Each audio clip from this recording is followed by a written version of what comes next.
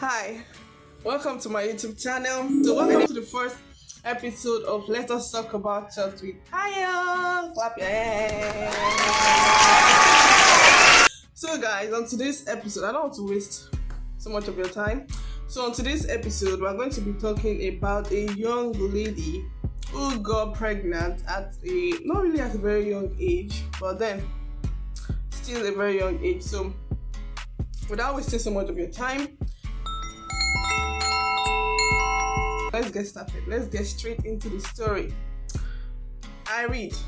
The story goes thus. It says, Hi AYO, my name is Juliana. I might not be able to introduce myself well right now because I'm not in the right frame of mind. Okay, mind you, so I'm going to put this story in the description, but in case you are unable to hear me read the story, so I'm going to put the story in my description also. Let's start from the beginning again. Hi AYO, my name is Juliana. I might not be able to introduce myself well right now because I'm not in the right frame of mind. My dad is a pastor in one of the most attended denominations in the world. I'm also a worker in my daddy's church. I had issues with my dad sometimes around last year. It happened that there was this guy I was dating then. He was always professing his love to me.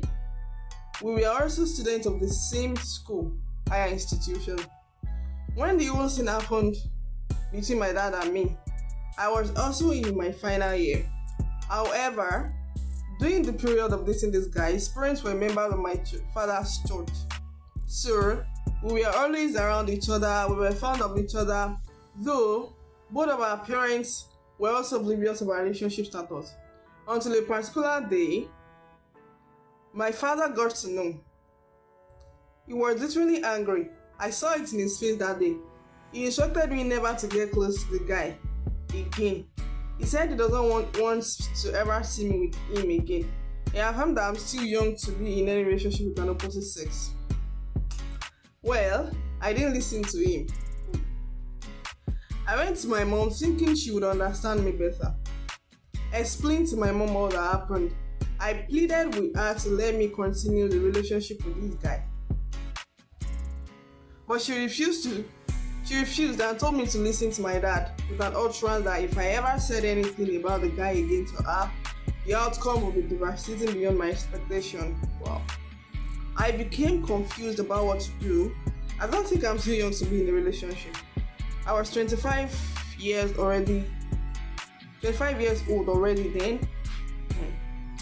I didn't even know what to do. I tried discussing with my elder sister, but she made the matter worse by saying if I continued the relationship with the guy, that I would end up in hell. After all the pandemonium, I decided to keep everything away from them.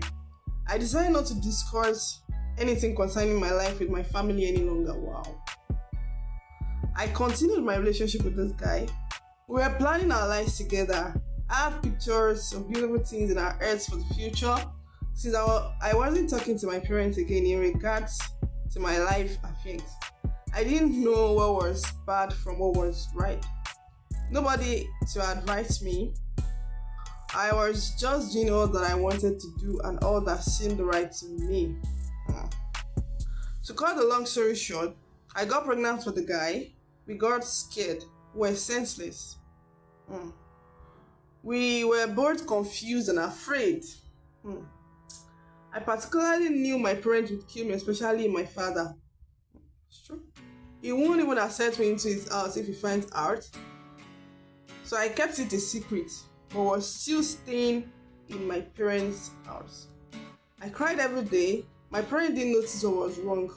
My mom cared less. She was always about church and church activities. My dad is a no-go area. Nevertheless, my boyfriend made a suggestion that we should abort the pregnancy at first. I refused. But when I remembered that my father could do and undo it, which I could not even start to imagine, I agreed to the suggestion and I got the baby aborted. It went well, however, there was a but. After success of the whole process, the doctor informed us that there is a probability of a complication which I might not be able to give birth to another baby because my womb has been damaged. Our womb. I cried that day, but my boyfriend comforted and calmed me down.